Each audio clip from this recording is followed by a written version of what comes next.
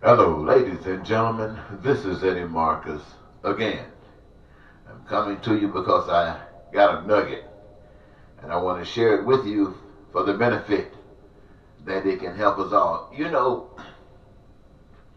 all my life, ever since I've been on this world, ever since I can remember back to when, at least 2 or 3 years old, whenever there was someone hungry, it was because they didn't have money. Whenever there was someone that was homeless, it was because they didn't have money.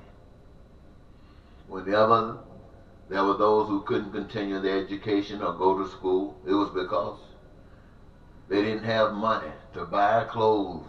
They didn't have money. Wow. And as far as health care, Big Mama took care of that. The Riley man didn't have money.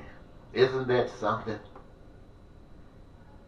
How important money is in our everyday life. Why is money so important in our everyday life? You know, that's something we should think about. But I want to say, as I've often communicated from time to time, that there is something that's going on. Truly, something that's going on. There's an education of the society that's been in motion since the beginning of time, and every society has to go through it. Nobody escapes it. It's a response to all of the governments on the face of the earth that exist because they deny the one government, the only true government of life that gives you peace and prosperity and happiness and joy and freedom and the fulfillment of your dreams. It's only one government. That's the government that was designed for that purpose in the process of creating and in the purpose of creating human beings.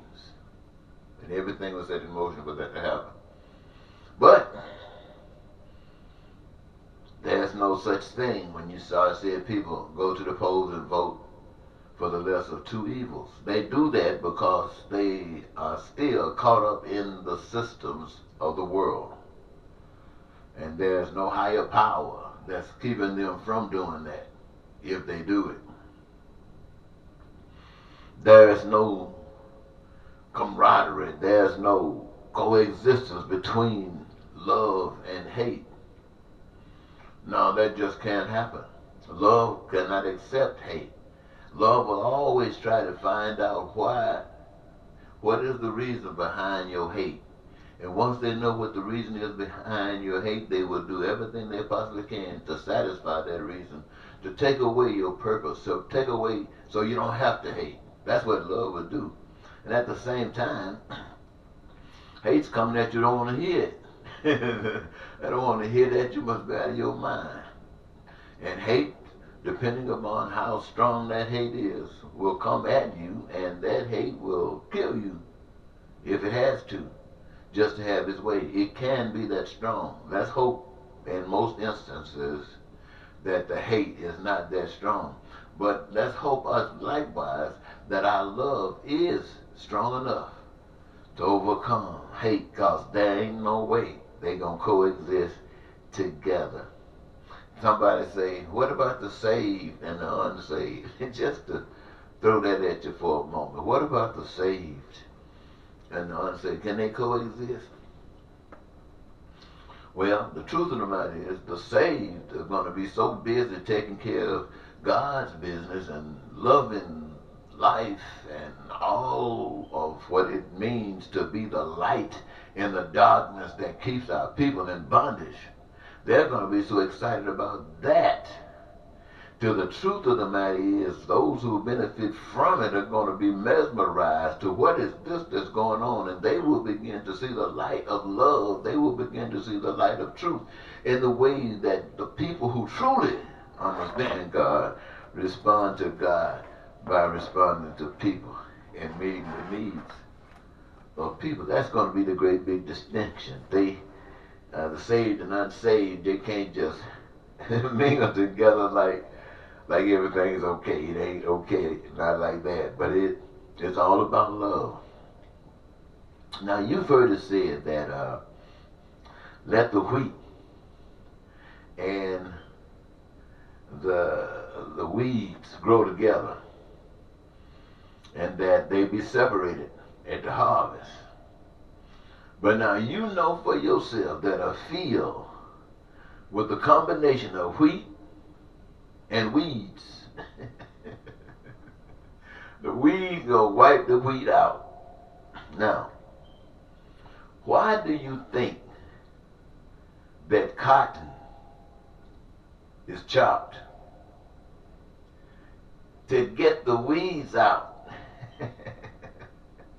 so the cotton will grow. So, what does evil, why does it always want to cause pain? Why does evil always want to cause pain? Well, that's just one of the ways of evil. Love is the opposite. Evil come at you, they want to cause pain. But see, all of that is the negatives of what our choices have responded to, what they have brought in response to what we've sought after. Now,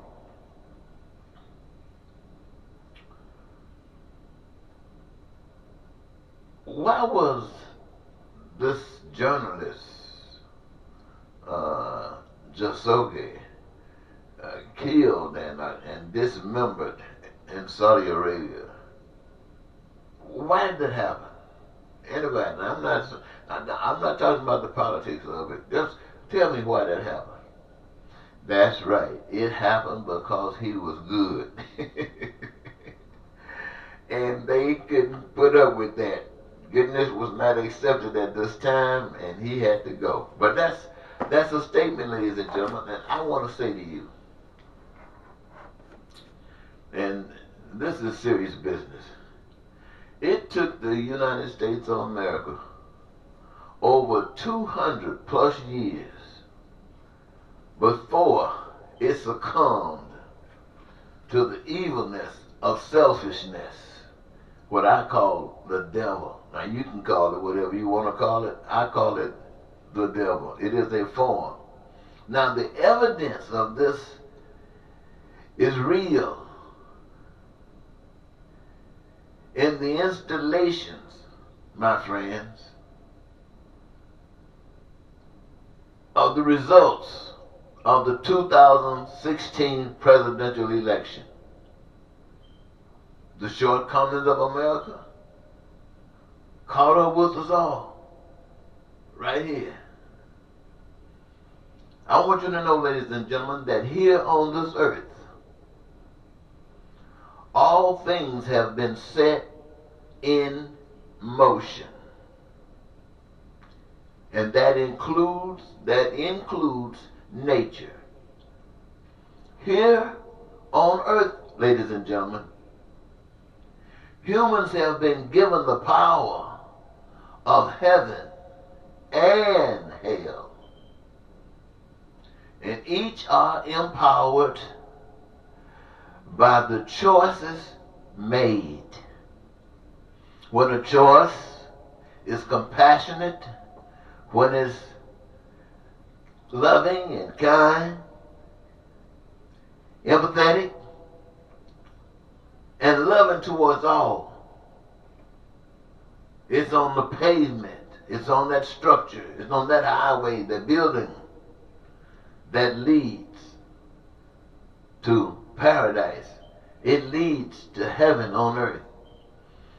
You see, ladies and gentlemen, we, all of us, recognize the truth of it is this. America has been given its little potion. And our potion is what we call the continental United States of America.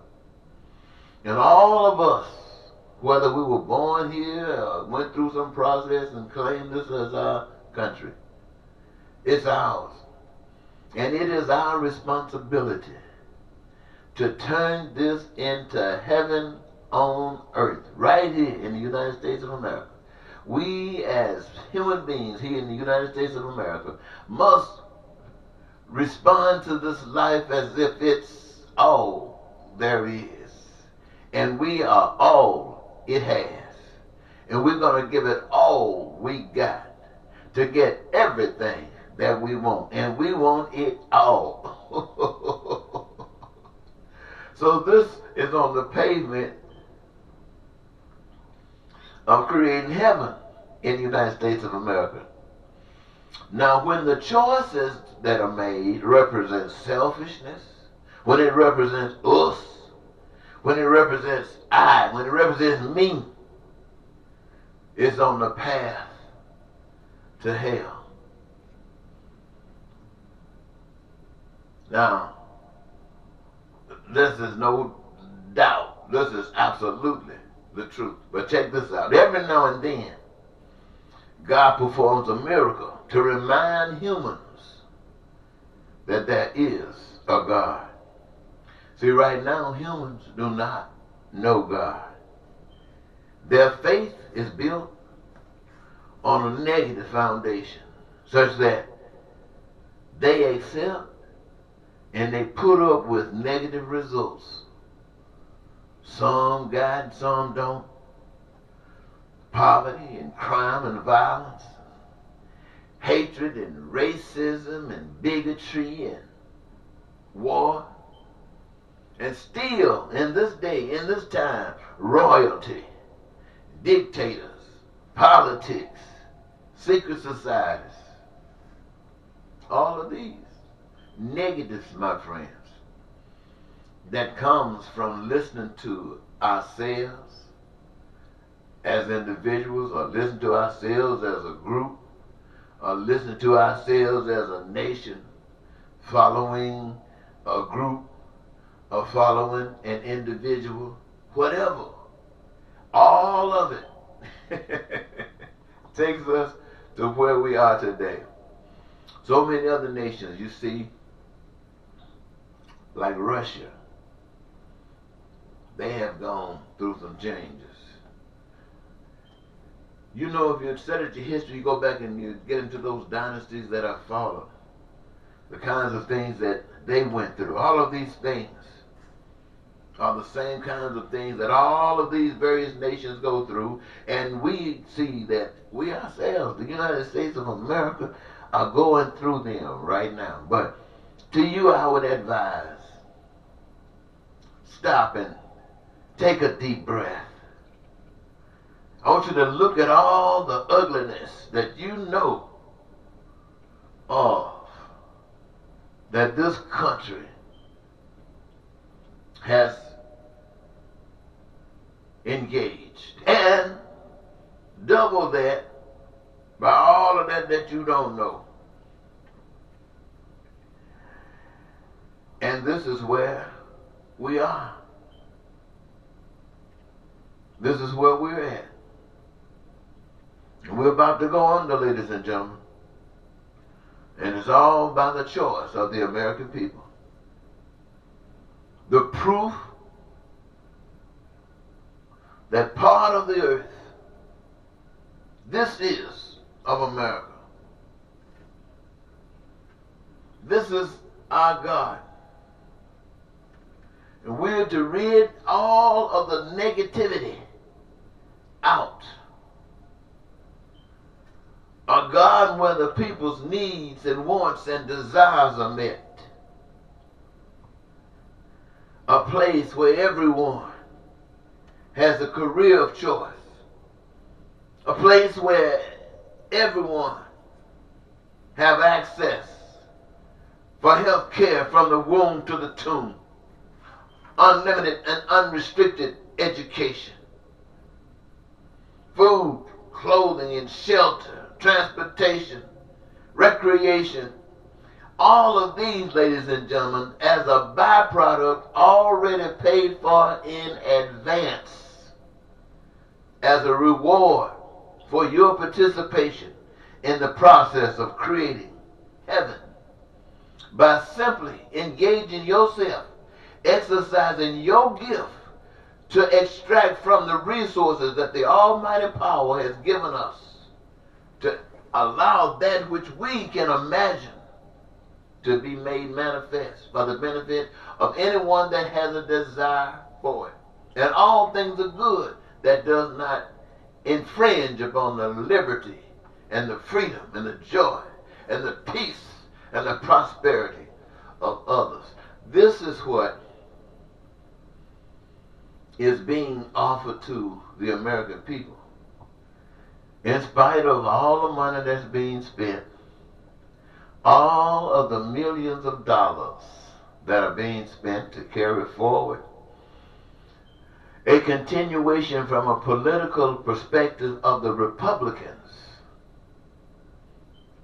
that is in processing and reflecting its understanding of what life is and what life is to be about. And you have an alternative called Democrats who want to make sure that they are not as obviously as cruel and uncaring as the Republicans. They want to make sure that. And that is a good thing, but it's not good enough. You see, where their limitations are is where the pain and suffering is unbearable.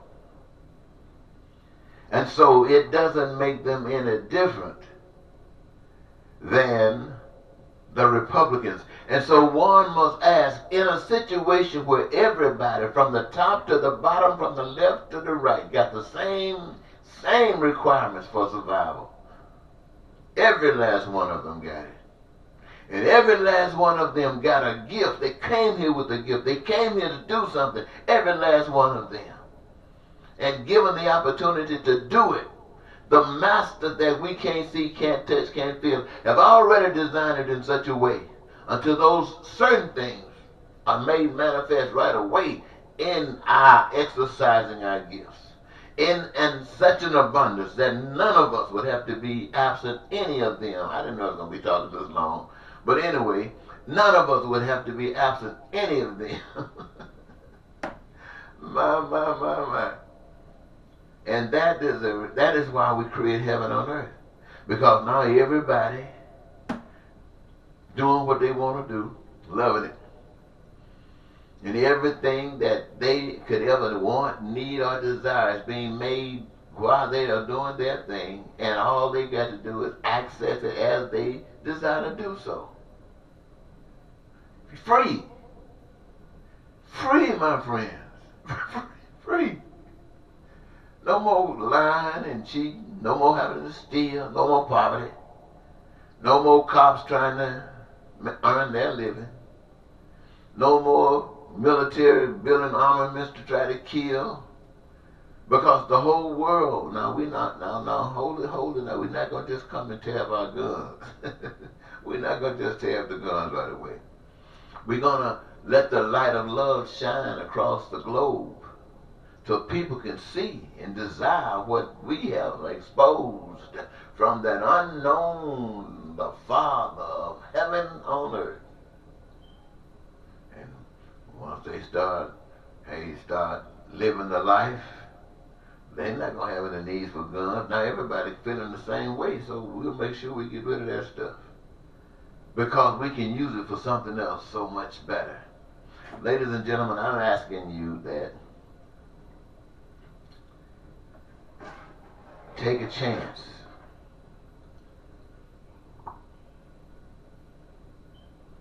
Search yourself. I won't ask you to try God when you don't believe in God.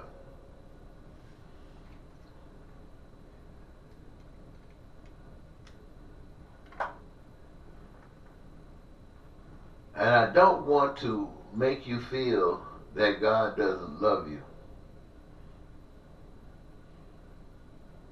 But in order for you to, or anyone, to go forward, they must know what some of the obstacles are that perhaps they might not be familiar with. And it is these kinds of obstacles that makes it so complicated in trying to go somewhere. Because sometimes you might not be on the path to take you where you think you're going. And see, this is what's happening here. In all of the education we have got no education that teaches us how to turn our back on the system.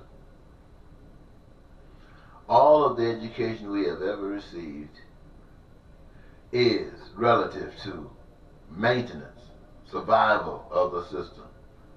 You know, when you understand survival, you know what it means for you to try to live. Sometimes it's a very complicated matter. Sometimes you can't get no food, clothing, shelter. Sometimes somebody's trying to keep you from getting it. Sometimes it might be some of your own people, your own country might be trying to prevent you from doing stuff like that. But nevertheless, you know what it means. If you got it, great. If you can't get it, oh, you kind of pissed.